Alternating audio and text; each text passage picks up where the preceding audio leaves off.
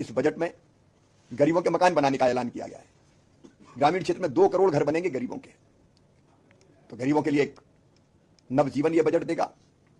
लेकिन इसके साथ साथ महिला सशक्तिकरण के लिए NRLM के माध्यम से, स्व सहायता समूह के माध्यम से अनेकों नए काम प्रारंभ करके महिला सशक्तिकरण करना और गरीब बहन को लखपति बनाने का अभियान भी हाथ में लिया गया है।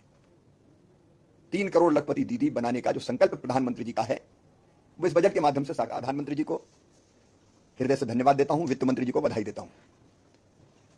यह बजट विकसित भारत के निर्माण की नींव का बजट है।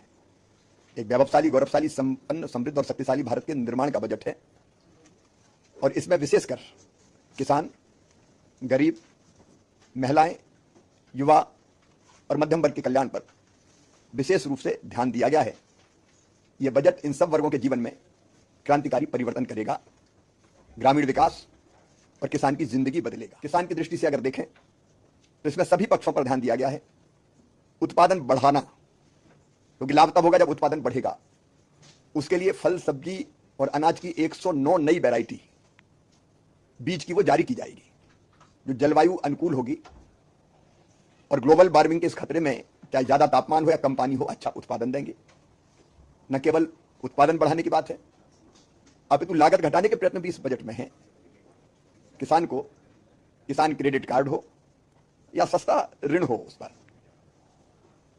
उसके कारण किसान की लागत घटेगी। प्रधानमंत्री किसान सम्मान जैसी योजना से जो छोटे और सीमांत किसान हैं, उनकी लागत में कमी आएगी। इनपुट डालने का मौका इस राशि से उनको मिलेगा। लेकिन उत्पादन के ठीक दाम देने के लिए MSP पर खरीदी सुनिश्चित की गई है। और अभी अभी जो हमने खरीफ की 14 फसलों की MSP जिन दरों पर होगी, वो MSP की दरें हमने जारी की थी।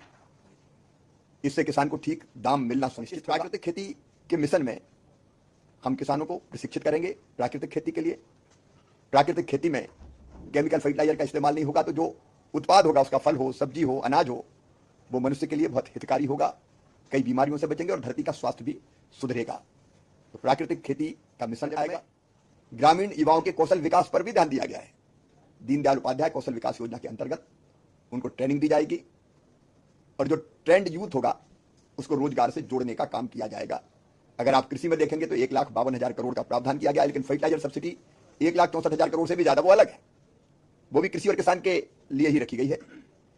और ग्रामीण विकास की दृष्टि से भी हम देखें तो ग्रामीण विकास सेक्टर के लिए लगभग 2,66,000 करोड़ का पूरे सेक्टर के लिए प्रावधान किया गया है। किसान की दृष्टि से अगर देखें तो इसमें सभी पक्षों पर ध्यान दिया गया है। उत्पादन बढ़ाना, क्योंकि लाभ तब होगा जब उत्पादन बढ़ेगा। उसके लिए फल, सब्जी और अनाज की 109 नई वैरायटी बीज की वो जारी की जाएगी, जो जलवायु अनुकूल होगी और ग्लोबल वार्मिंग के इस खतरे में चाहे ज्यादा तापमान हो या कम पानी हो, अच्छा उत्पादन देंगे।